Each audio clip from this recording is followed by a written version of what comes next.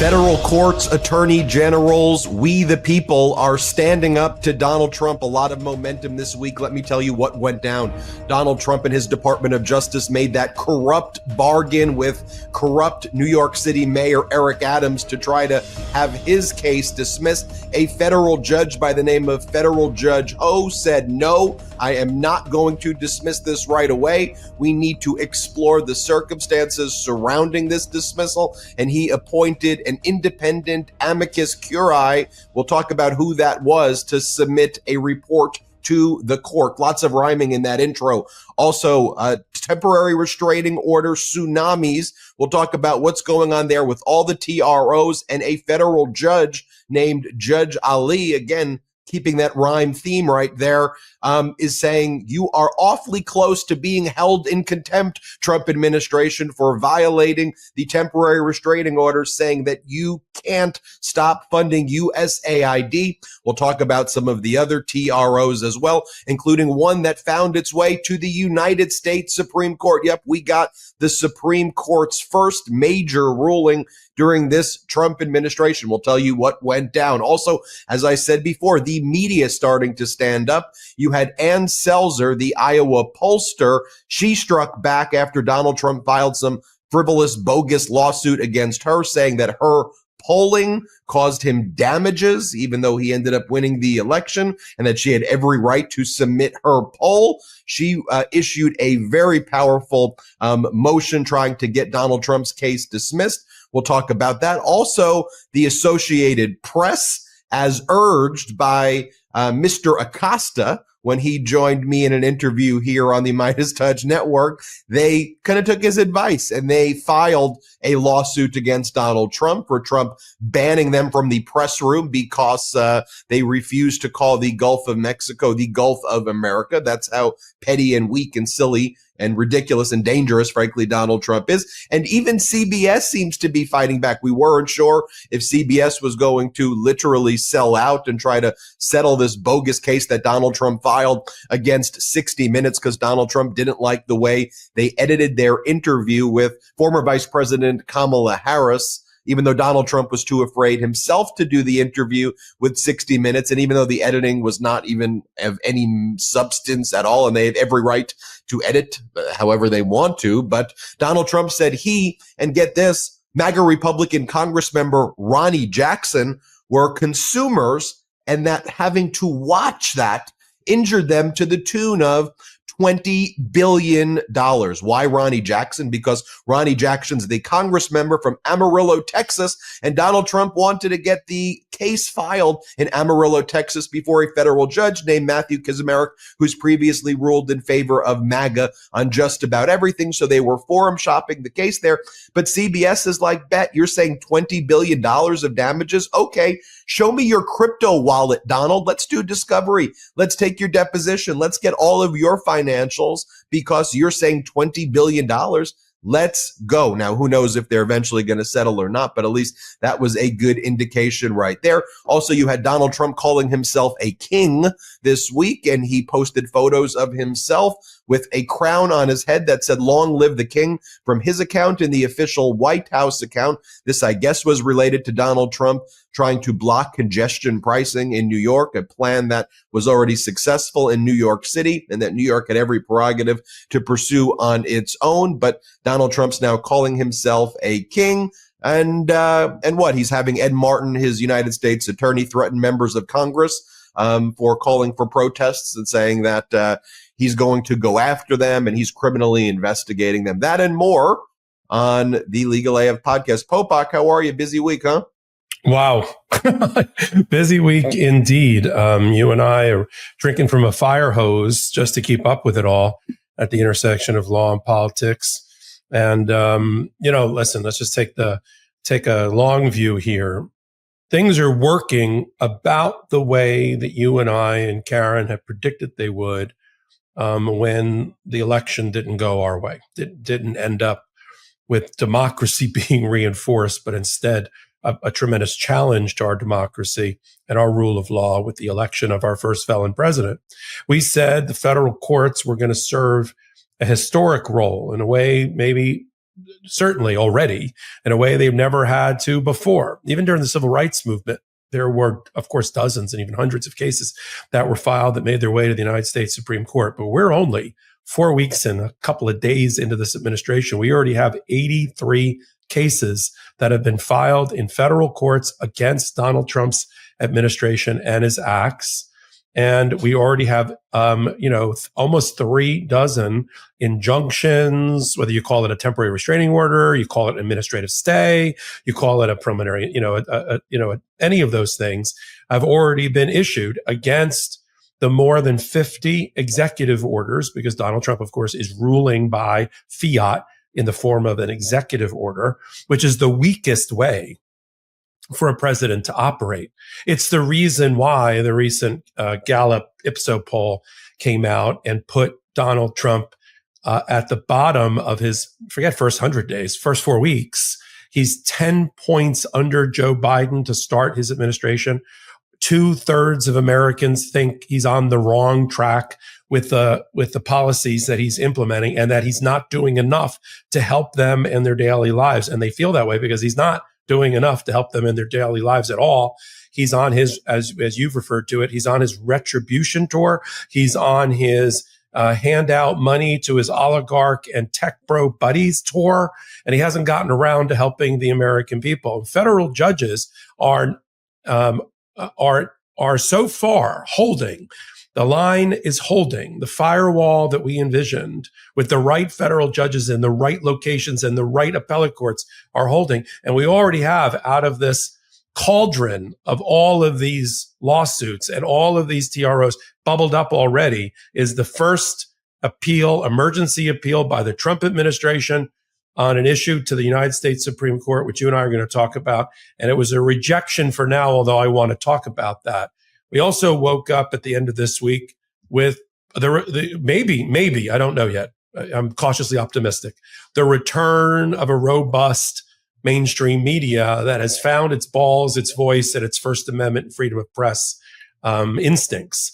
I only half joked that it's the same week that America, outside of the Midas Mighty and the Legal AFers, woke up to find that Midas Touch is the #1 podcast and network in the country. And that led mainstream media to have actual clips where they said, yeah, we've been, I love they jumping on the bandwagon. Yeah, we follow those guys. We love those guys. They're great. And everyone's like, who? Those that aren't in our world, and the Joe Rogan people were all upset with it. But right on cue, CBS, who's trying to cut a deal to allow its parent company, Paramount, to merge with Skydance, filed a very aggressive request for all of Donald Trump's finances and financials, including his meme coin in Texas. We'll talk about that Texas case and why it's in front of Judge Kaczmarek. And then you've got Associated Press, a little bit late on the draw, although I'm not sure that's going to hurt them when we get to that segment. I'll talk about that on irreparable harm. But finally waking up and saying, yeah, no, it's not okay that one of the major foundational news organizations that thousands of news entities, news media rely on for their reporting in order to do their work, and billions of viewers. It's not okay to say you can't come into the Oval Office for press conferences. You can't come onto Air Force One, because Donald Trump, as I joked on one of my hot takes, is like an incontinent puppy. He drops shit bombs all over the place, and you got to be there. That moment when he's really tired after 36 holes of golf on Air Force One, you got to be on that plane for him to say some of the crazy crap that he says. And you got to be in there in the Oval Office when he's got his co-president Elon Musk fielding questions, and you can't hear about it later. And so AP finally, after a week, finally got around to filing their motion, and we'll talk about what we think will be the results in that particular case. That's why our coverage here on the Midas Touch Network has to be ruthless, relentless, and also very smart. And what's so important that we do here on Legal AF is to make this legal knowledge accessible. So when Stephen Miller holds a press conference, for example, and says the role of the government is you elect a president, the president gets to tell you whatever he wants to do. He's democratically elected, and he says you do this, you do this. And then you go, actually, let's be clear. We have multiple branches of government, 3 co-equal branches of government. We have the executive, we have Congress, the House of Representatives, and the Senate, and we have the judiciary. They're supposed to be co-equal. Congress passes the law, and the president is supposed to faithfully execute the laws. The president is not allowed to say, I am the law. Once the law is signed, he can execute it. An executive order is not a law. An executive order I've described as like if you're the captain of the ship and Congress tells you, hey, this is a cruise from New York to the Bahamas. You have to go to New York to the Bahamas because Congress tells you to go to the New York Bahamas. You can't go from New York to Greenland. That's not what the law said. An executive order sometimes says, am I going to use this type of fuel to get there or that type of fuel? Am I going to have this amount of life rafts or that amount of life rafts to enforce the underlying law to the extent there's ambiguity? But executive orders don't come in and fundamentally change the law. When Congress appropriates money and says it's going to places, you don't get to say, no, I'm not putting it there. That's what dictators do. That's not the system that we have here. You get to do means and methods to execute the law set by Congress. Exactly. As the captain, you can execute the laws, but you can't fundamentally change them. So let's go through all of the legal news, for example, and let's show you what's going on here. There are 3 clips, I think, that summarize it best. And then I want to get to Judge Ho's ruling. Then I want to talk about some of these TROs. And then I want to talk about the media standing up. So right here, this was from Friday. Donald Trump was hosting, because this happens, every year, the governor's conference at the White House. An awkward thing when Donald Trump's attacking all of these Democratic governors every day in general. And this event's supposed to be collegial, cordial. The governors show up to the White House. There's a lunch. Before that, there's, one that Donald Trump held with the Republican governors. But this session's the bipartisan one. It's not supposed to be controversial. But of course, Donald Trump uses it to literally call out the Democratic governor from Maine to try to bully her in public. I want you to watch what went down. Let's play the clip. Maine. Is Maine here, the governor of Maine? Are you not going to comply with it? I'm complying with state and federal laws. We are the federal law. Well, you better do it. You better do it because you're not going to get any federal funding at all if you don't. And by the way, your population, even though it's somewhat liberal, although I did very well there, your population doesn't want men playing in women's sports. So you better comply because otherwise you're not getting any federal funding. See you in court. Every state, good. I'll see you in court. I look forward to that. That should be a real easy one. And enjoy your life after governor, because I don't think you'll be in elected politics. Every state. Enjoy your life after being an elected governor. I don't think you'll enjoy it. I will not give your state federal funding. I mean, that right there, that's no longer a democracy. What you just witnessed was a dictatorship. Good for Governor Mills in standing up to Donald Trump. I do want to say one thing, too. Lost in all of these executive orders that Donald Trump's given. So Donald Trump gave an interpretation of Title IX, which says that men and female sports are supposed to get equal resources. There's a major ruling that has occurred that basically says that college athletes and athletes of all forms are allowed to get paid endorsement money now for their name, image, and likeness. Former President Biden said that under Title IX, which says that men and female sports get equal access to facilities and get equal access to resources, former President Biden said men and female sports in college and other entities that get funding from federal government should be equal. Just to be clear, Donald Trump's executive order, no one's really talking about this, says that that's not the case. So now all of the male sports are going to get all of the name, image, and likeness revenue, which based on the settlement that's taking place is in the $20 million range. So women are per team. So women are literally going to lose out on hundreds of millions, if not billions of dollars in funding for female sports because of what Donald Trump did while attacking 9 transgender athletes in the NCAA. He literally gutted female sports. It was the most anti-female sports move you could possibly do, while distracting that by saying he was going after transgender people. There was 9 NCAA athletes. I just wanted to make that point. Then Kash Patel sworn in as FBI director. And in his speech, again, Kash Patel, wholly unqualified, dangerous. He's now the FBI director, thanks to the spineless Republicans. Let's show you what he said when he was sworn in. Let's play it. Thank you for entrusting me, Pam.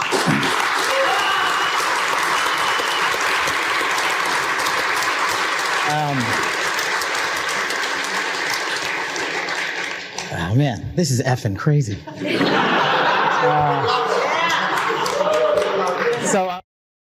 This is effing crazy. That's where we are. This is effing crazy.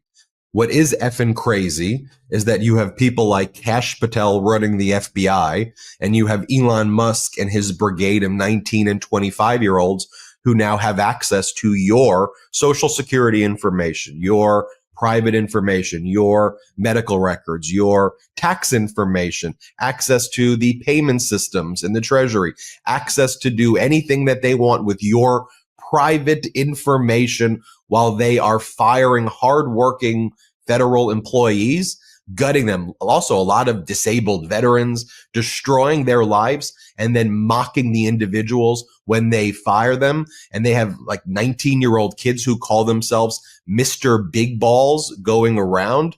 Let me just show you this right here. Here's Jamie Raskin calling himself, talking about who's running DOGE even, because now they're trying to say that Elon Musk isn't running DOGE. Like, what's going on here? Here, play this clip. The administration took the position in court this week that Elon Musk is not the head of DOGE and is not leading DOGE. So who is leading DOGE? Is it the young man who calls himself Big Balls? Is it the racist on the night crew who's proud of the fact that he was a racist before all of his friends were racist and says that we should legitimize Indian hate? Who is DOGE? And the reason they're saying Elon Musk now is not running DOGE is because they don't want Elon Musk to get subpoenaed. They don't want him to have to go through discovery. They want to say he's a special advisor to Donald Trump so they can claim executive privilege, Presidential Records Act immunity, and avoid Freedom of Information Act requests and not have to be transparent while they go on social media platforms and lie about it. But yes, you have Kash Patel. This is effing crazy, man. It's effing crazy. I'm the FBI director, man. I guess I'm the FBI director. You've got Pete Hegseth, a former Fox News host, firing 4-star generals. The chairman of the Joint Chiefs of Staff, C.Q. Brown, getting fired by social media posts by Donald Trump and bringing in someone who was not qualified, who had to get an exemption because they're not qualified. Having people like Mr. Big Balls getting your private information. And Popok, people are pissed in this moment, huh? People are angry right now. We're seeing it in the town halls. There's an awakening where I think every American now has been negatively impacted, whether it's the markets crashing, whether it's surging prices, whether it's getting directly fired, whether it's all of our privacy being invaded. And the key here, though, Popok, is the intersection of law and politics, because this is trampling over our legal rights. Yeah, I mean, look, we had hoped in a perverse way, silver lining way, that Donald Trump would really be delusional and believe his own, get high on his own supply, so to speak, of his bare win over Kamala Harris.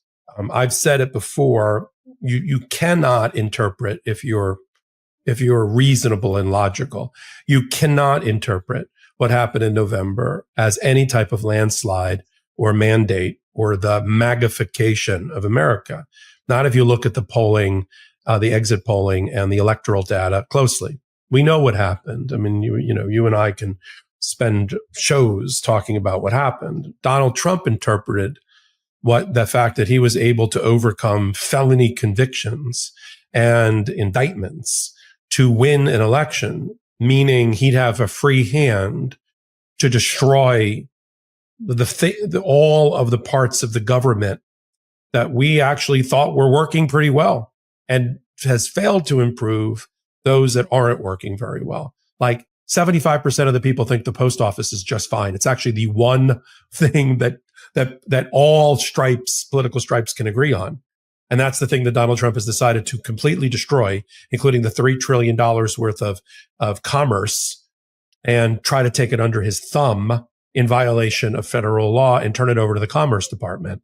You know, if for those that were worried about their Treasury Department refunds, IRS, food stamps, Social Security, and other things, maybe some people still receiving them by mail, and you're worried about Elon Musk interfering with it on the back end, you should worry about the failure of the Postal Service under Donald Trump, who's sucking in all of the administrative agencies and all of the cabinet level positions and putting them under his greasy thumb.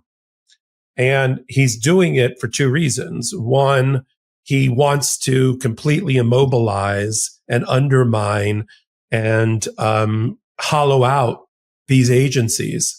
And these are the very agencies that people, blue and red state people, rely on if you're not like a business owner and you don't have a high net worth.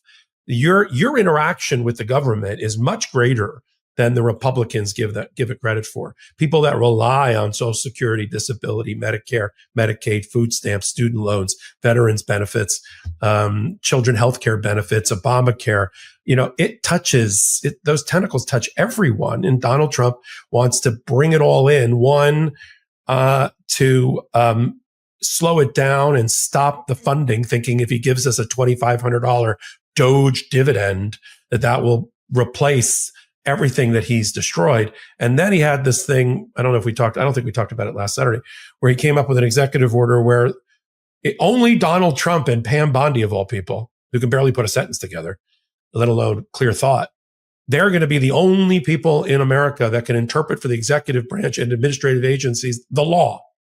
Like only they can give the opinion. Well, how is an administrator in a department or cabinet level who has to make a decision about an interpretation of a regulation?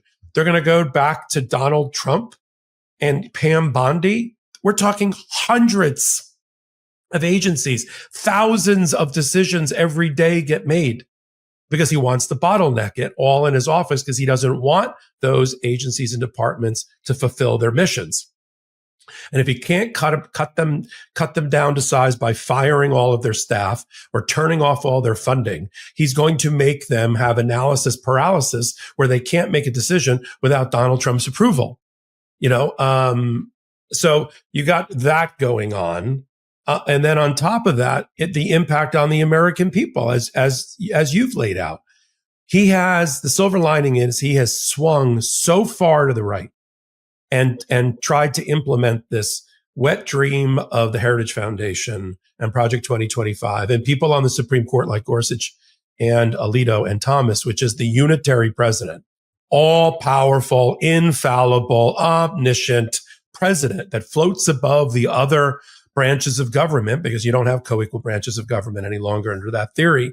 And he's taken it literally. He thinks his claim to fame, his legacy that he's trying to establish in front of the American people is that when he gets shot down in the midterms in 2 years, when he loses, and I believe he'll lose badly, and we'll get the House and the Senate back, that he will have at least implemented his view of the presidency. Here's the problem with it. And this is why I'm surprised even the senators are going along with it. Today, it's Donald Trump. Okay. Tomorrow, and in 3 years plus, it could likely be a Democratic president. And so they're going to want all of these powers and all of the destruction of the independent regulatory agencies and the destruction of the independent FBI and the Department of Justice. They want that if it's a President Gavin Newsom or Gretchen Whitmer or J.B. Pritzker or Pete Buttigieg or whoever, people we haven't even thought about yet, that would be president on the Democratic side. They're okay with that. See, that's the reason you generally don't destroy the institutions or the traditions that have kept our economy, government, civics, national security, domestic policy humming. You don't do that because you have to worry about when you lose. He is the shortest, I know it seems interminable, but he is the shortest of short-term, short-track presidents going because not only because of his age, but because of the amount of time he's got left in office with only one term, doing maximum destruction as best he can. And that's why we have to tie him up and tie him down in the federal courts with injunction after injunction after injunction, and just shoot that to the Supreme Court and try to win as many of those as we can to make him as lame duck as possible. The good news, as you said earlier, the good news is that he's ruling by executive order, which even the Supreme Court believes is the weakest way for a president to operate, because he can't get anything passed with the MAGA Congress, Senate hearings, right? So that's good for us, because executive orders sometimes aren't worth the paper they're written on, because they almost always violate, at least in the hands of Donald Trump, the Administrative Procedures Act, the First Amendment, the 15th, you name the amendment and it violates it. Look, the problem though is, and this is why people are letting their voices be heard as well, is because Pete Buttigieg is not going to be a dictator. Gavin Newsom's not going to be a dictator. Democrats won't rule like a dictator. Democrats will preserve an order that relied upon rules and respect. And where people are really getting pissed though right now is, hey, one side is breaking all of the freaking rules, and the other side is playing by the rules. And when you don't play by the rules, it's easier. If you just go and threaten and extort and kill and maim and torture, that's easier, but creates crisis and problems and a powder keg that we're seeing right now in the country. And it often doesn't end well for authoritarians historically, which is why America created the system that was a beacon on the hill for lots of other countries. And now we're reverting back. It's why people are getting pissed, because it's like, you knew that all these other people are not going to be abusive. And when a Democratic administration goes back into power, they'll be like, hey, let's bring people together. Let's unify after dealing with all of this crap. And that's the anger, not just amongst Democrats, though, but we're seeing it in red districts as well, with all of these town halls where people are like, y'all are just, what are you doing? Why are you giving a kid named Big Balls my private data? What the hell are you doing? This is crazy. Why are you firing disabled veterans? Why are you firing these workers? When we come back, let's get into some of these cases. I want to remind everybody about Michael Popok's new law firm. I'm so proud of him for starting the law firm. They're handling big catastrophic injury cases, almost exclusively those types of cases. So really big car accident cases, big trucking cases, sexual assault cases. Michael Popok is representing a family who tragically lost loved ones on the crash above Washington, D.C., and he's filing a lawsuit against the Trump administration there with his new firm already. So if you have big cases like those, I'm sure Popok wants to handle all of the cases, but the reality is that it's cases just like those. So we want to prioritize those for his firm. So Popok, just quickly, what's the number? Yeah, it's go to the website first, Popok. It's thepopokfirm.com, thepopokfirm.com. There's a form there for the free consultation and the case analysis. It's a contingency fee firm, so we don't get paid unless you do. And then finally, you can also call a number. It's 1-877-POPOK-AF. I try to keep it simple. Very simple. Let's take our first quick break of the show. We'll be right back. Long work weeks and busy weekends, month after month, they can leave you feeling and looking depleted. Prolon's program takes the guesswork out and equips you with a science-backed plan, making it a key tool for your health journey.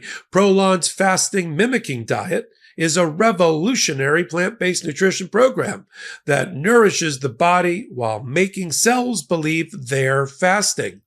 Researched and developed for decades at USC's Longevity Institute and backed by leading U.S. medical centers, Prolon helps support healthy blood sugar, enhanced skin appearance, fat loss, and improved energy and focus post-fast. It all starts with their 5-day program. Snacks, soups, and beverages designed to keep your body in a fasting state. No guesswork or planning required. 3 consecutive cycles of Prolon have been shown to reduce your biological age score by an average of 2.5 years and your waist circumference by 1.5 inches. Look, when I'm craving a real reset, Prolon is the only nutrition program that works for me. It's convenient, backed by Nobel-winning science, and it works. To help you kickstart a health plan that truly works, Prolon is offering Legal AF by Midas Touch listeners 15% off site-wide plus a $40 bonus gift when you subscribe to their 5-day nutrition program. Just visit prolonlife.com/legalaf. That's prolonlife.com/legalaf to claim your 15% discount and your bonus gift. prolonlife.com/legalaf. Let me tell you, if there's a surefire way to wake up feeling fresh after a night of drinking, it's with pre-alcohol. Z-Biotic's pre-alcohol probiotic drink is the world's first genetically engineered probiotic. It was invented by PhD scientists to tackle rough mornings after drinking. And here's how it works. When you drink, alcohol gets converted into a toxic byproduct in the gut. It's this byproduct, not dehydration, that's to blame for your rough next day. Pre-alcohol produces an enzyme to break this byproduct down. Just remember to make pre-alcohol your first drink of the night. Drink responsibly, and you'll feel your best tomorrow. So I first gave pre-alcohol a try when I was visiting Miami for a conference, and let's just say they put the open in open bar. I drank it before my first scotch and soda, and you wouldn't believe how on top of my game I felt the very next morning. With pre-alcohol, I can stay on track and not let winter travel in celebrations like Valentine's Day, the Super Bowl, and Mardi Gras throw me off course. Go to zbiotics.com/legalaf to learn more and get 15% off your first order when you use Legal AF at checkout. Z-Biotics is back with a 100% money-back guarantee. So if you're unsatisfied for any reason, they'll refund your money, no questions asked. Remember to head to zbiotics.com/legalaf and use the code LegalAF at checkout for 15% off. Did you know I have a secret weapon? I know the mascot of every D1 college basketball team by heart, and that usually proves to be a great way to break the ice. Oh, so you're a blue hen or a violet or a Tar Heel, right? A secret weapon is a great asset to have in your back pocket. It helps you get ahead in life. That's how Mack Weldon thinks about clothing as a secret weapon. Timeless, classic style that's infused with performance fabrics and hidden details. Whether you're looking for light as air underwear, anti-odor tees, or sweaters with lightweight warmth, Mack Weldon has a full range of clothes that feel comfortable all day long and never go out of style. Like this time of year, I love and can't get enough of their warm knit collection. I think I have every piece. Their two-way puffer vest with a button-down shirt is my go-to most of the year. At a meeting, podcasting, or having dinner with my wife, the fit is superb and it's classic and fashion-forward at the same time. Mack Weldon's two-way puffer, for example, is luxurious to the touch, yet reversible and water-resistant on both sides. They're not flashy, just classic, always in style and made from the world's most comfortable performance materials. Mack Weldon clothes are designed to fit your style and the demands of modern life. They're the go-to choice for guys who want to look great without even trying. Their secret weapon products are amazing, like breathable underwear that keeps you cool, dry, and comfy all day, or crazy comfortable but elevated sweatpants. Get timeless looks with modern comfort from Mack Weldon. Go to mackweldon.com and get 25% off your first order of $125 or more with promo code LegalAF. That's MackWeldon.com, promo code LegalAF. Welcome back to Legal AF. Thank you to our pro-democracy sponsors, Michael Popok. Let's get right into it. Let's talk about what the federal judge Dale Ho did in New York with respect to the attempt by the Trump administration and their very, very corrupt Department of Justice to dismiss without prejudice the criminal bribery charges against the corrupt New York City mayor, Eric Adams. Everybody will recall that Mayor Adams was charged with engaging in various forms of bribery with foreign governments like Turkey. There was a treasure trove of evidence. But Adams started sucking up to Donald Trump. He went to Mar-a-Lago. He did the walk of shame Mar-a-Lago thing that we saw so many do at the beginning of the Trump administration. They seem to have had some quid pro quo that they talked about on Fox News thereafter about how you had Tom Homan, the border czar, sitting next to Adams right there and basically saying, if you don't do what we told you to do, things are going to get a little, we can come back and we could bring those charges again. He made words to those effect. It was so concerning that all of these people at the Justice Department quit, including lots of right-wing lawyers as well, prosecutors at the SDNY, all the way to their top acting United States attorney there, a lot of their assistant United States attorneys, people in Washington, D.C., in the main Justice Department, they resigned. They finally got somebody to file this dismissal. But Michael Popok, tell us, what did Judge Ho ultimately do? Yeah, Judge Ho, and any federal judge, has what we call inherent authority, and there's also federal rules that allow him not to accept the government, which is the prosecutor. We all, again, the tutorial on how our co-equal branches of government works.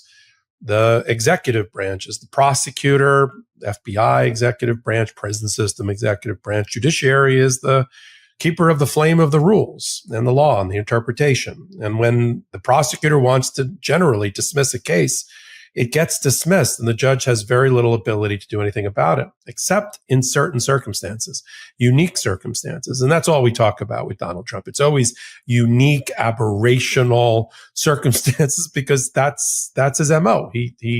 We saw him test the limits and go beyond it.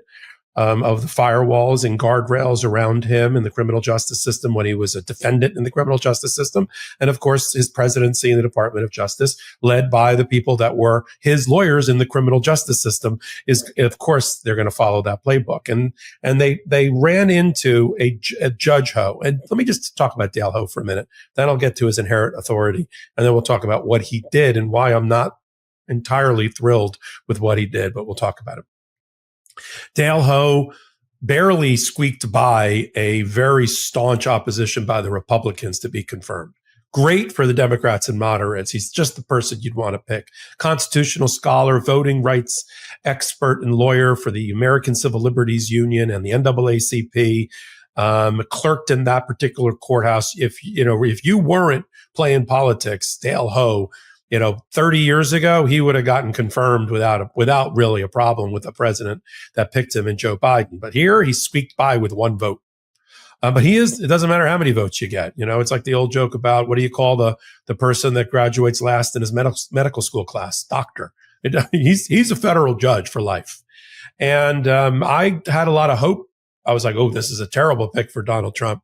Let's see what happens next. And what happened, as you outlined or started to outline, is that we got a 9-page letter from Danielle Sassoon, who the New Yorkers among us know, shining star among the Federalist Society, a 38-year-old Orthodox Jewish woman attorney in that office, was a rock star. In fact, I was surprised she wasn't picked to be the U.S. attorney by Donald Trump, but she issued a scathing 9-page resignation letter off of the quid pro quo of the exchange of the Trump administration telling out loud, Eric Adams, you, an elected official, you play ball on policy related to immigration status with us. And that indictment that happened under the Biden administration will sort of make it go away, but we'll hang it over your head as a sword. And if you don't play ball with us, we'll drop the guillotine and chop your head off. I mean, that's basically the deal.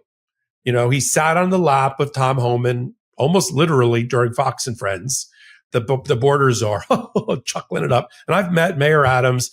I was a moron, and I donated to Mayor Adams' campaign after a fundraiser when he was running. I had high hopes for Mayor Adams, as most people did. But that is the unholy, corrupt deal at the center. We know it because an outgoing interim acting U.S. attorney for Manhattan said it out loud. And she also declared that not only do none of the career prosecutors support the dismissal of the indictment, but they actually asked Department of Justice Pam Bondi / Emile Beauvais, who's I call him the Grim Reaper for the Department of Justice until Todd Blanche gets into the chair as the number 2 in the Department of Justice. He'll drop down to number 3. She went to them in Main Justice in Washington, Danielle Sassoon, and said, we want to reindict. We want a superseding indictment because we think he lied to the FBI and he tried to destroy evidence. That's pretty damning stuff. So they said, no, don't do that because we're going to be doing this deal with him. So nobody in the office wanted to sign it. until Ed Sullivan, a senior member, said, I'll sign the motion to dismiss, or what we call nol pros, the indictment. But he didn't show up in court. So all that Dale Ho had in court was Emile Bove and Alex Spiro, the lawyer for Eric Adams, who's also the lawyer for Elon Musk, just to show you the incestuousness here of the Trump administration, knows no boundaries. And what we would hope is what happened is that Dale Ho looked around the courtroom and said, I got a problem. I got nobody in opposition here because of the nature of the deal that you've struck. And I need somebody to argue the other side and get to the bottom of the facts that are set forth in Danielle Sassoon's letter. And he also knows, if he didn't acknowledge it in his hearing, he knows that 5 or 6 other major prosecutors, the heads of the public integrity unit in Washington, resigned over this very thing, because of this potentially corrupt deal. I pushed for something else in my hot take. I thought, under my interpretation of a law Supreme Court ruling, that he actually has the inherent authority to go one step further. And he may still do this, which is to assign a special prosecutor to continue to prosecute the case, finding that the Department of Justice is ethically conflicted. But he's not there yet. So what he said is, I need a fact finder. I need somebody to evaluate the facts for me, because Emile Bove is not going to do it. And I was like, okay, here we go. Great. You're going to use your powers to do the special counsel. Great. Who is it? And then he announced Paul Clement. And I said, this is back to what you said at the top of the podcast. Are you effing kidding me? Paul Clement, the rightest of right-wing former solicitor generals, who was on the hump or wrong side of every major issue that matters to Democrats and fair-thinking people. The guy that was on the wrong side of same-sex marriage, the wrong side of gun control, the wrong side of the Second Amendment, the wrong side of Obamacare. That's the only guy who had to leave his major law firm because they told him, you can't keep taking these Second Amendment cases while school shootings are going on. That's the guy. This is like when Merrick Garland appointed Robert Hur, a right-wing Republican, to go investigate Joe Biden, because they all want to bend over backwards to act impartial. There are plenty of former Democratic solicitor generals, if that's the road you wanted to go down, Judge Ho, that you could have selected. And I would have been fine with it. I had a perfect one that I actually played up, I think right before he did it.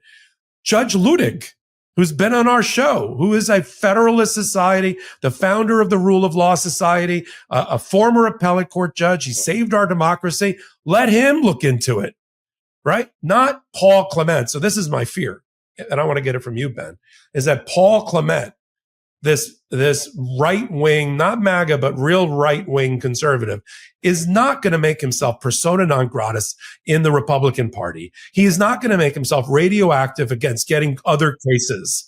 Hello. He's not going to make himself radioactive against other cases and take a position that is an anathema or opposed to Donald Trump and Emile Bove. It's almost like the fix is in. I'd be shocked. I'll say this. Well, hold on, let me finish. I'd be shocked if Clement finds. Maybe he does. I'm just saying. Why does it have to be Paul Clement exactly? I took a class by Paul Clement in Georgetown University Law Center. When I say I took a class, I dropped it after 3 classes because he was too right-wing for me. Okay. And that's when, if you've heard me tell the story before, how they tried to recruit me into the Federalist Society, and then I said, this is not for me. That's my Paul Clement story. It was a course being taught at Georgetown Law Center by Paul Clement and Viet Dinh. Viet Dinh had written the Patriot Act at that time, and Viet Dinh went on to become the general counsel of Fox during all of the election lies. And so he was all over that discovery with Rupert Murdoch. Probably got a nice payout, but I dropped that course and I said, I can't do that. And then I pursued a path in civil rights. Now, let me give you this perspective, though, which is Harry Littman, former top federal prosecutor, literally one of the top 3 positions in all of the DOJ when he was in Washington, D.C. He was also the top federal prosecutor in the Western District of Pennsylvania. He thought that the appointment of Paul Clement was a good thing in the hot take, because he thought that, look, Paul Clement's, and this could just be, prosecutor to prosecutor crap, right. But he thought that Paul Clement was a serious guy. He thought Paul Clement would come out with a report that would likely be scathing of the decision to dismiss the case against Eric Adams. But ultimately, the issue and the problem is that who will prosecute the case against Eric Adams if the Department of Justice refuses to, because it is now a mafia organization and we have this constitutional crisis taking place. So I think the point was he doesn't expect Paul Clement to look favorably. What the outcome of all of this, is that this is a corrupt deal, and maybe, that one of the things I suggested is, maybe what the judge can try to do is force some sort of tolling agreement amongst the parties to extend the statute of limitations, later on. But ultimately, this is a very corrupt DOJ doing corrupt mafia style things. And I'll just give you an example. And I just want to pivot to this other instance as well, because we'll keep track of what's going on there. But you have Ed Martin, for example, the United States attorney in Washington, D.C. He's sending members of Congress letters right now saying that he's criminally investigating them. You had Congress member Garcia got a letter, a Democrat here from California, former Long Beach mayor, who's on the show a lot. I think he's a great Congress member. Chuck Schumer got a letter, Democratic senator from New York. And what they say they're criminally investigating them for is their speech. And they say you're encouraging violent protests against Donald Trump by telling people to take to the streets in a way that indicates violence, and you're being criminally investigated. So you have that taking place as well. And this is just who they are. I mean, the DOJ right now, it's not that it's not independent. It's that it's 100% lawless. And I want to put a lot of this blame, if not all of it, also on dicta, a line that was even said in the absolute immunity ruling by Chief Justice John Roberts, who now is woe is me, cry me a river in his annual report about we have to protect against people not following judicial orders and overreach by executive branch and blah, blah, blah, blah, blah. He literally said one of the categories for absolute immunity is what the president says to their attorney general, which it's like, hey, Chief Justice John Roberts, do you have no indication of the law as well that the DOJ and the main executive, even though the DOJ is part of the executive branch, but the White House and the DOJ always had a history of being independent, and now you want to immunize if the president gives directives to the attorney general? That was never the way it's supposed to be. So, Popok, I just wanted to flag that. I want to turn, though, to the TROs. The one that went up to the Supreme Court. You see how I transition there talking about the Supreme Court to the Supreme Court ruling on a TRO involving a special counsel. We'll talk about that. I also want to talk about the media finally standing up. I want to take our last quick break of the show. I want to remind everybody about Michael Popok's new law firm, the Popok firm that he started. I'm so proud of you, Popok. I know this was something you've always wanted to do in your life, to have your own firm. You started it, and you took a lot of risks to start your own firm. And you've already picked up some pretty big cases. And I just want to remind everybody, just so you don't feel that Popok's like ignoring your calls or whatever, the types of cases that he's handling and the firm's handling are like the most catastrophic of cases, and I'm sure everything's, it's hard to value a crisis versus another crisis. So I don't want to diminish anything. But what I mean is Popok's handling a trucking accident involving someone getting killed by the truck. Popok's handling the case involving people on the airplane who lost their lives. And he's representing the family over DC in the case against the Trump administration. There are other vehicles for other types of cases, but those are just not the types of cases that Popok's going to be on. Popok, what's the phone number for the firm? Yeah, and it's 1-877-POPOK-AF. ThePopokFirm.com is where you would go for that. And just one last thing on that. We're honored to represent the family of a victim on the flight over DC a couple of days after the Trump administration took over. And that one, that's it came in the way it should work and the way I envisioned it. I got a phone call directly from a member of the Midas Mighty and the Legal AFers who was a close relative of the deceased. And we jumped on it, and I jumped on it, and now representing them, and People might have heard there was a $250 million filing for somebody, a husband that lost their life. We're not representing that particular person, but I am representing another person that was in that particular flight. And so it has been humbling that I'm able to work so closely with the Midas Mighty and the Legal AF for some things that matter. So reach out to Popok on that if you have any cases that are like that. Let's take our last quick break of the show. Reminder, at the Legal AF YouTube channel, crushing it. Subscribe to the Legal AF YouTube channel as well. Let's get them to 1 million subscribers. I want to see them hit 1 million subscribers by the time we hit 5 million subscribers. So let's get there together. Let's take our last quick break of the show, everyone. Thank you. Let's be real. 2025's been all about change. Whether it's work, the world, personal stuff, or just the daily grind, it can be hard to keep up. But here's the deal. When things get hectic, we don't have to go through it alone. Embrace the power of nature and elevate your everyday with Via. Trusted by over 500,000 happy customers, Via is the Swiss Army knife of wellness, dedicated to harnessing the natural benefits of hemp to create high-quality wellness products. Whether you're looking to improve your sleep, focus, recovery, or add a little pep to your step, Via has something for you. With products ranging from 0 to 100 milligrams of THC, Via gives you the power to blaze your own trail. Via is well renowned for their award-winning THC and THC-free gummies and vapes, THCA flowers, soothing topicals, and calming drops, all crafted with the highest quality hemp, sourced from trusted, independently owned American farms. And the best part, Via legally ships to nearly all states in the U.S. in discreet packaging, directly to your door with a worry-free guarantee. No medical card required. So if you're 21 years or older, check out our link to Via's website, link in our description, and use code LEGALAF for 15% off.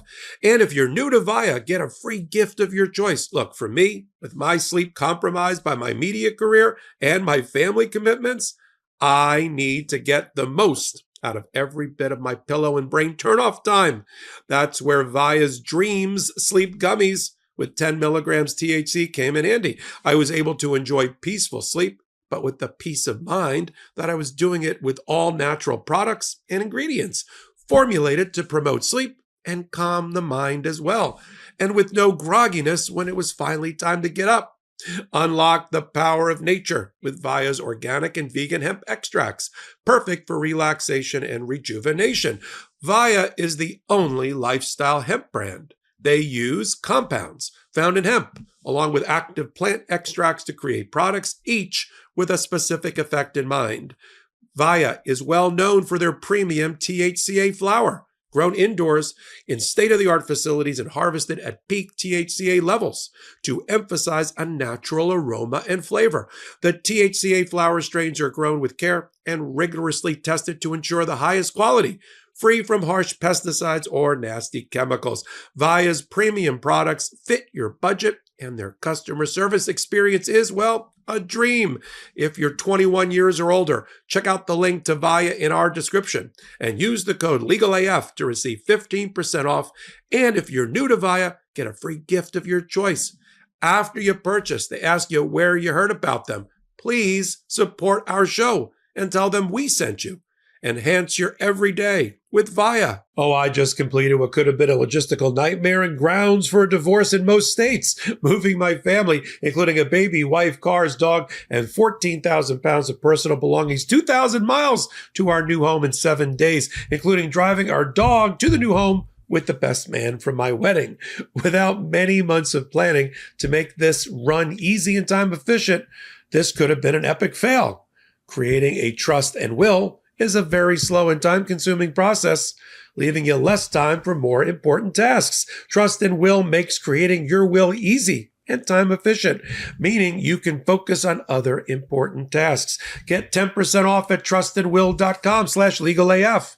Trust and Will takes the scary out of the process, and its simple-to-use website and straightforward process makes it easy for me to recommend it to people close to me who have it all going on, except when it comes to their will or trust. And that's my gift to them for turning them on to Trust and Will. Peace of mind, knowing that they are taking care of a big part of their future planning and taking care of their loved ones. Each will or trust is state-specific, legally valid, and customized to your needs, like care wishes, nomination guardians, final arrangements, and power of attorney. Ensure your family and loved ones avoid lengthy, expensive legal proceedings, or the state deciding what happens to your assets. Their simple step-by-step process guides you from start to finish, one question at a time. Save loved ones time and stress by having all your documents in one place with bank-level encryption. And live customer support is available through phone, chat, and email, used by hundreds of thousands of families and counting. Uncomplicate the process with Trust and Will. Protect what matters most in minutes at trustandwill.com/legalaf and get 10% off plus free shipping. That's 10% off and free shipping at trustandwill.com/legalaf. Welcome back to Legal AF. Thank you to all of those pro-democracy sponsors.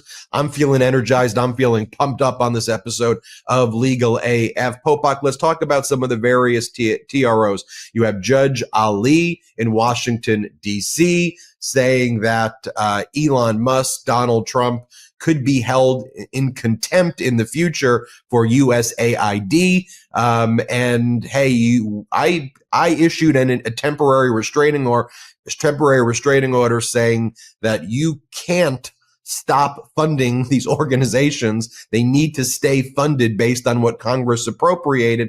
Fund them. And there's evidence to suggest that you're not complying with the order. The judge didn't hold them in contempt on this hearing, but indicated that the judge would be looking into that as well. So I think we're going to be seeing a wave of those types of cases as well.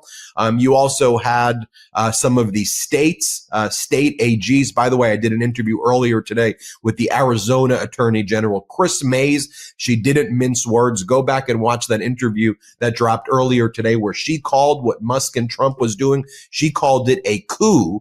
And I want you to know, and I like that you have attorney generals out there so strong with their language and actually calling what it is, because that is what it is, in my opinion. So then she and bunch of other attorney generals also, again, reinforcing that Elon Musk can't have access to this treasury data that he was trying to get. Who knows if he's already gotten it? Is the reality is that he and Big Balls and all of his people probably already have that information anyway. That will come out during discovery. And we're hearing all these people saying, can we subpoena Elon Musk already? And that's one of the things I asked Chris Mays, which was like, why don't you just depose Elon?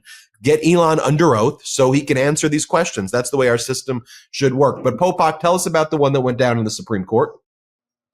Yeah, that one is interesting because of what it means for the future and the lineup here.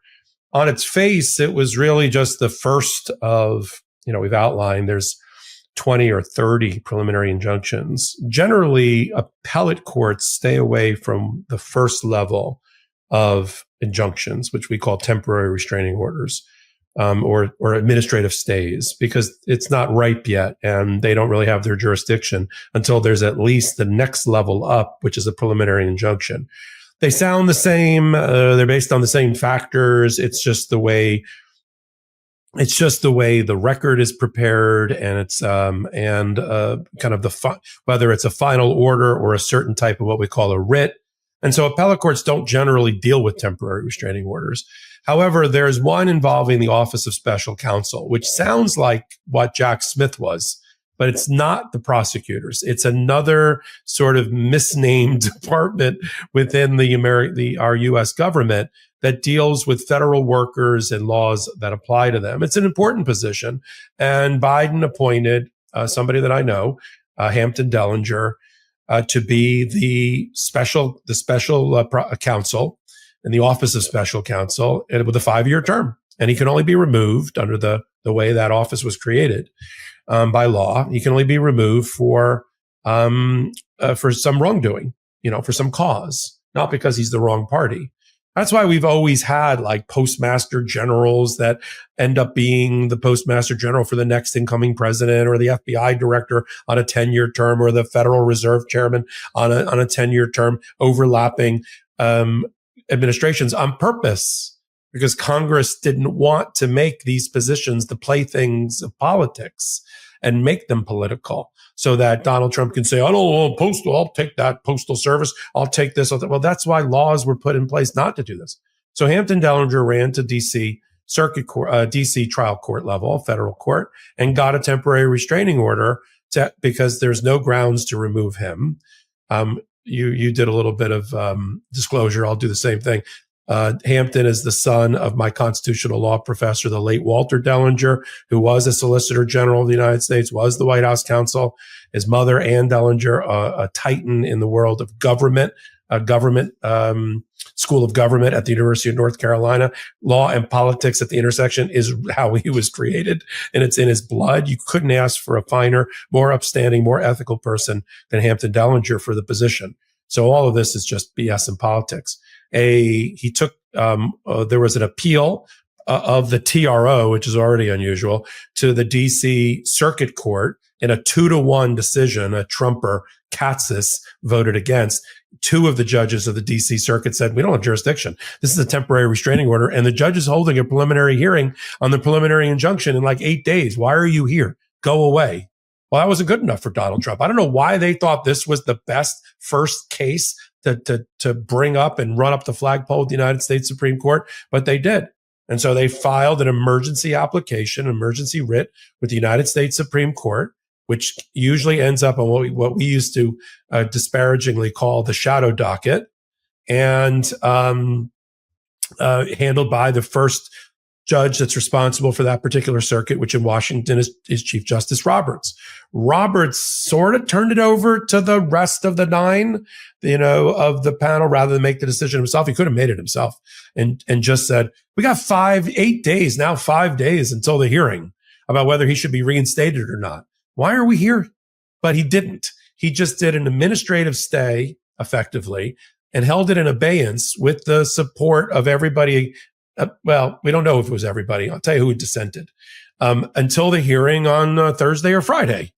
And so it's a loss on paper at the Supreme Court. But let's get to the molecular level. Gorsuch wrote a dissent that was joined by Alito.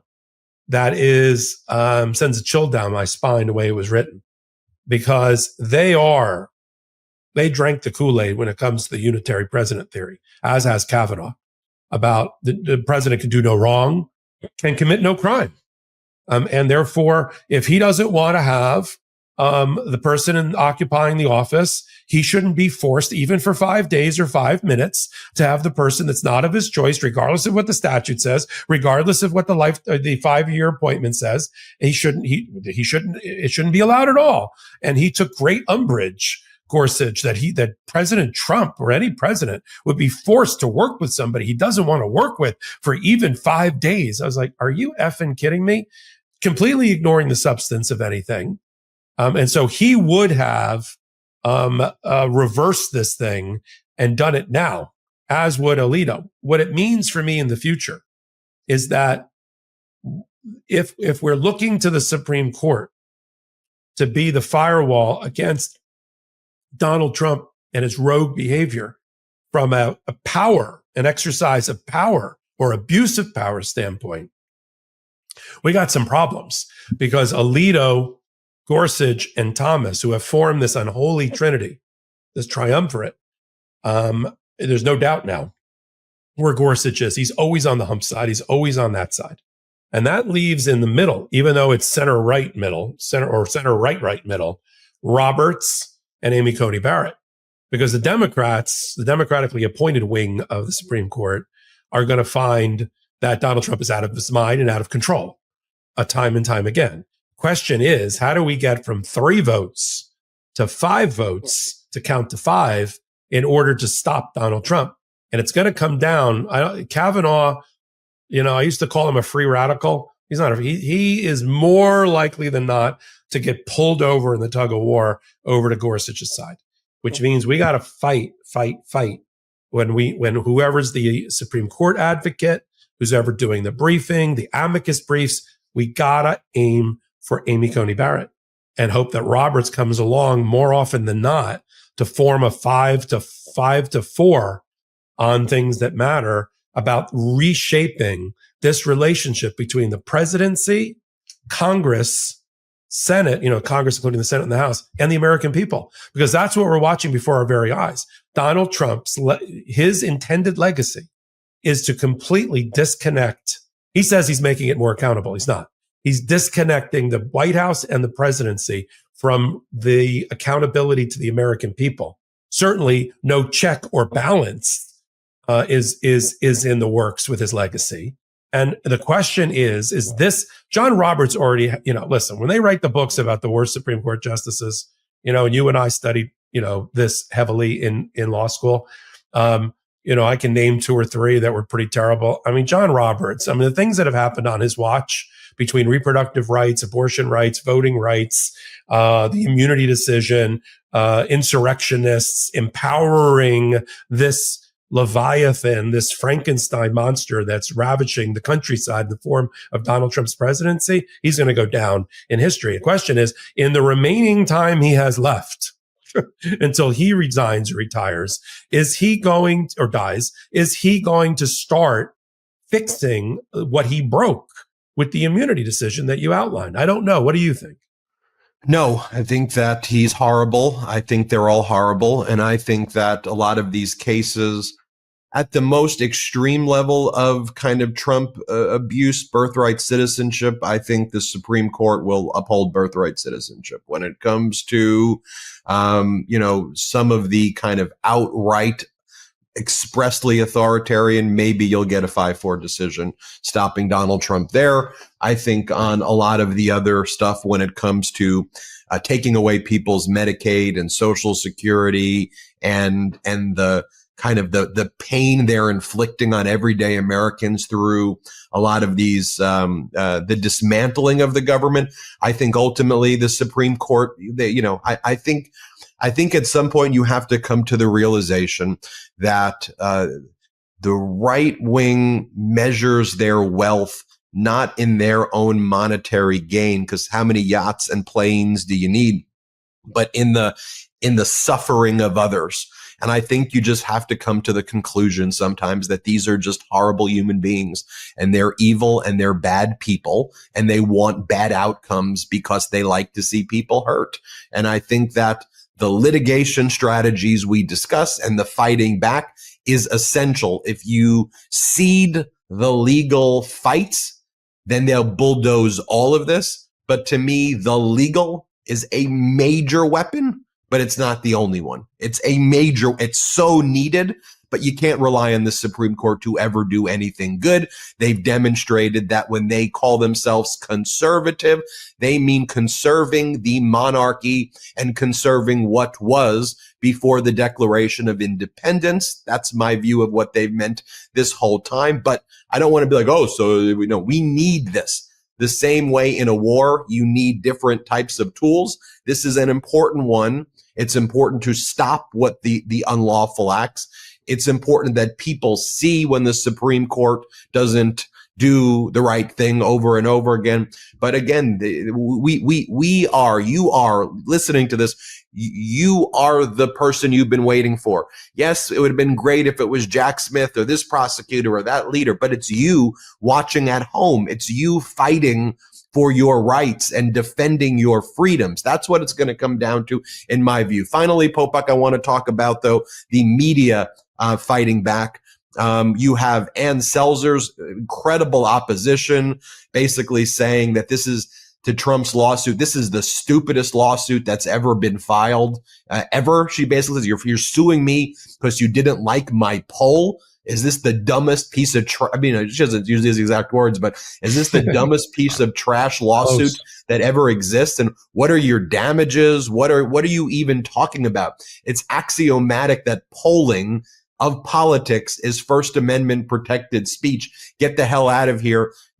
Federal judge in Iowa, dismiss this piece of trash right now. Or do you want to be the first judge ever that makes a ruling that will go down in history as even maybe one of the stupidest rulings ever? That's basically, if you paraphrase what they argued, that's what they argued there. Then you had CBS, as I said at the outset of the show, saying, hey, we haven't reached any settlements yet. we want discovery. It's in their case management order was filed in that case. And they basically said, look, Donald Trump joined Ronnie Jackson, the Congress member from Amarillo, Texas. The hell? And they're both claiming that their injury, what is their cause of action? Consumer damages. They're saying that they were hurt as consumers in Texas. For $20 billion? For $20 billion.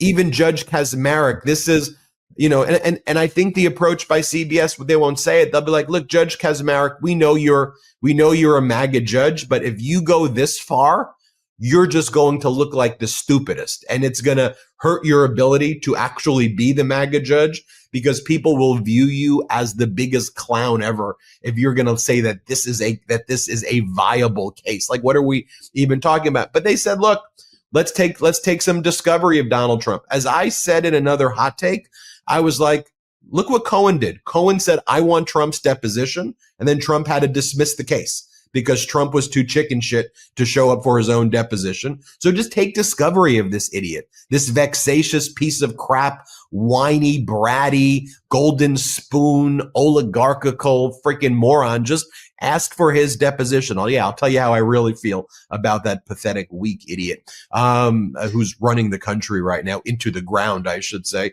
And then you had the Associated Press file a lawsuit. We talked about it at the outset, so we don't need to go into it in that much detail. But Popok, I do think it's just worthwhile to give a little bit of gloss over it in addition to what I said. What do you think about those lawsuits? I'm going to tie it together the way you won't. I think that I gave up on mainstream media a long time ago. That's why I joined independent media and helped you and your brothers with this network and forming Legal AF. Because I, as a consumer, was disheartened by, and I've been a consumer of mainstream media my entire life. My mother used to joke that I read the New York Times cover to cover when I was 8. We lived close to New York. And so that, I shared people's disappointment.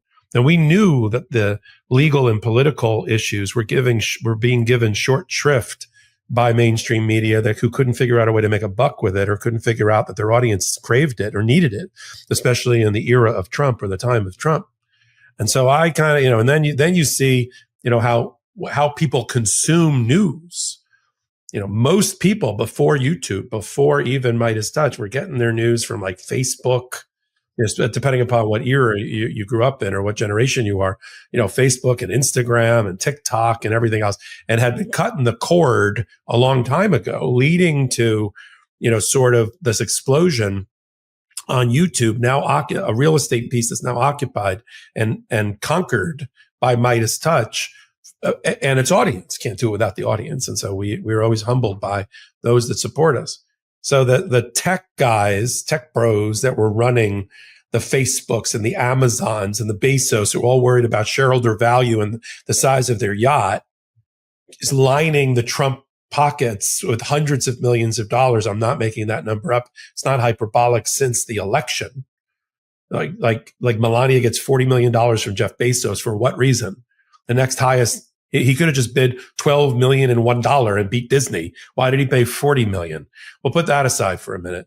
So you had all of them bending over and everybody donating for the Trump library, whatever that. I think they should donate to a Jan 6 museum, like the 9/11 museum. That's what I think America really needs for that era. Now you've got CBS, which is in a weird spot because they're dealing with the deal maker in chief who thinks everything's transactional and everything's a deal, cuts the legs out from under Ukraine in order to bring them to the table about rare earth mineral mining, in order to cut the deal with Russia and not give back and not obtain any of the territory that was violently taken away from them. He's got that guy going on. And so CBS is owned by Paramount. Paramount wants to do a merger with Skydance, and that has to be approved by the FCC, the Trump FCC. And so I thought, well, they're just going to cave on this $20 billion number because they don't like the way Bill Whitaker's interview with Kamala Harris was clipped and edited for Face the Nation. I'm like, are you effing kidding me? First of all, like this is like Ann Selzer. You won the election. Okay. So whatever whatever, promo clip they were using for on 60 Minutes didn't work. And when you see the transcripts, by the way, side by side of what the full paragraph was of Kamala Harris's response about Israel and the clip, I mean, it's a legitimate edit. They always say in 60 Minutes for the full interview, go to, when they give you the website, and you go look at the full interview if that's what you're interested in. But they get to make editorial decisions as part of editing, as part of the First Amendment and freedom of the press. The $20 billion is bigger than the amount Paramount is worth.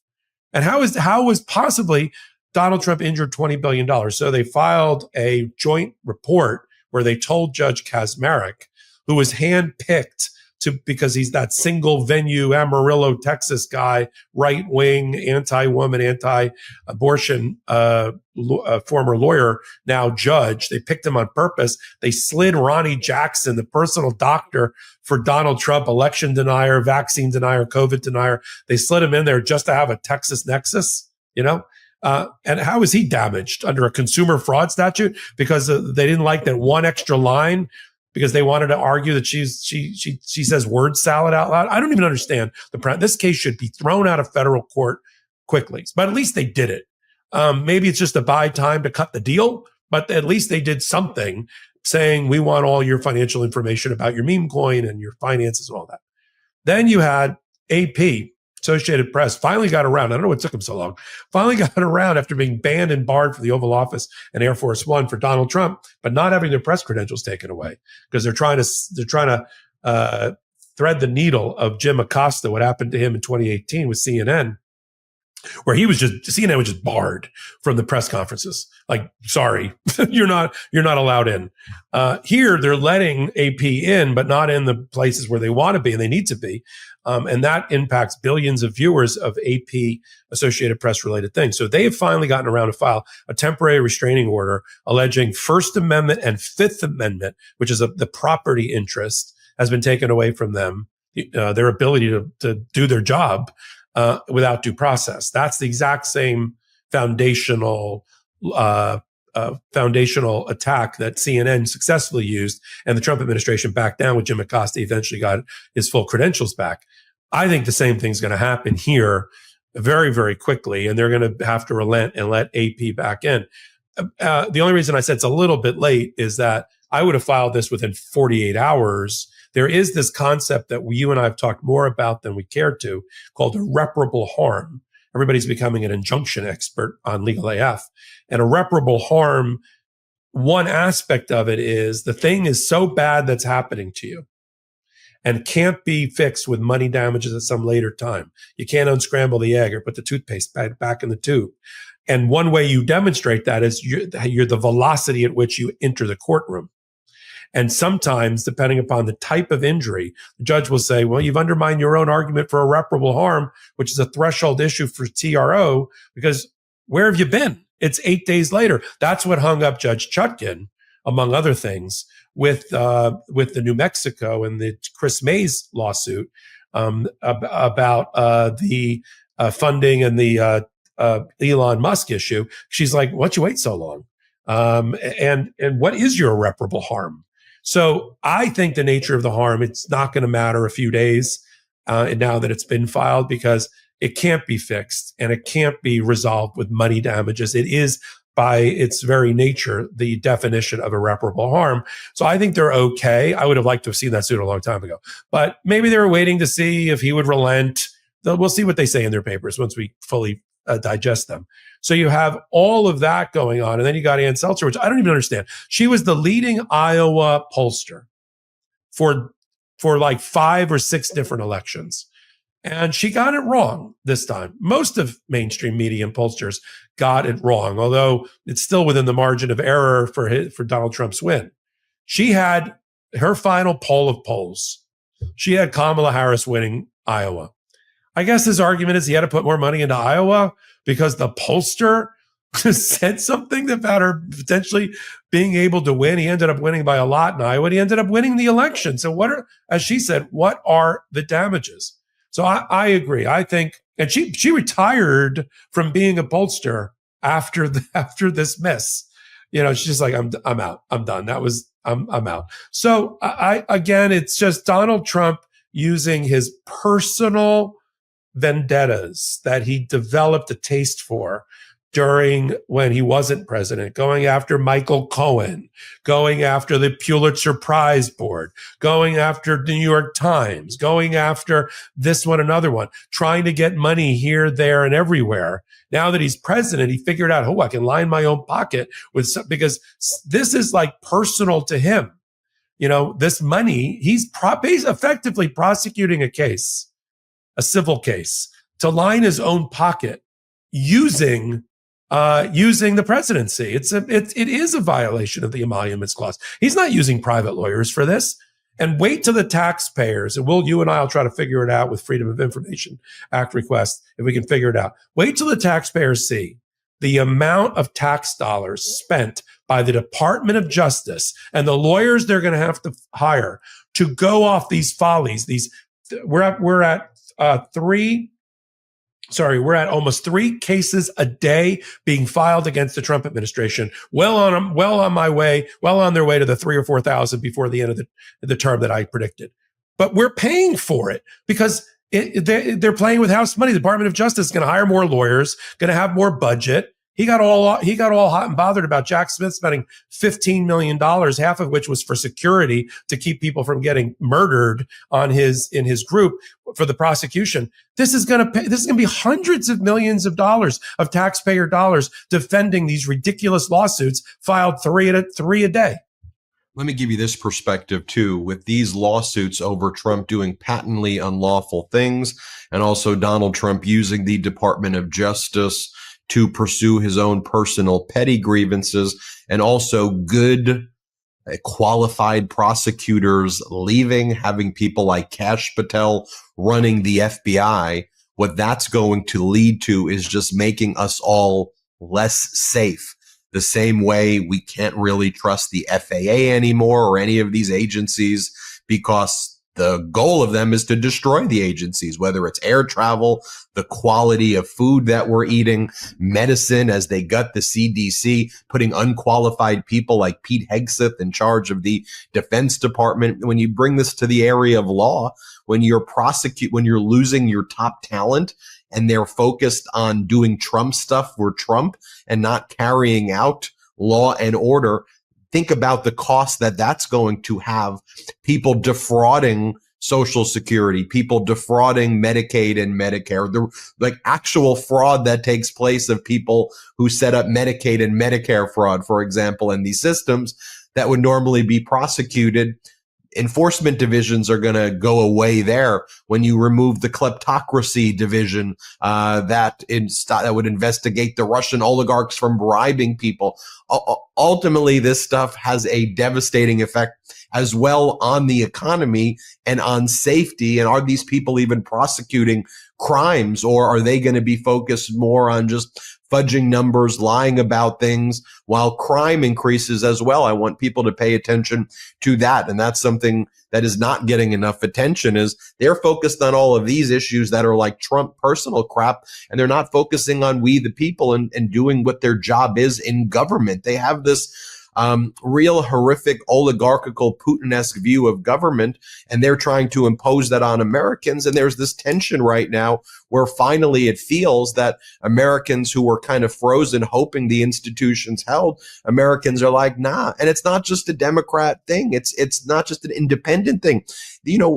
I'm watching Republicans in Oklahoma's 1st congressional district. I'm watching Republicans in plus 18 congressional districts in purple states. I'm watching people saying, what the hell are you talking about? And then these politicians are speaking like they're on X, like literally, a social media platform, not the drug, but it is a drug in its own way, of like, hey, and people are like, what? What are you talking? You're a meme? What the hell are you?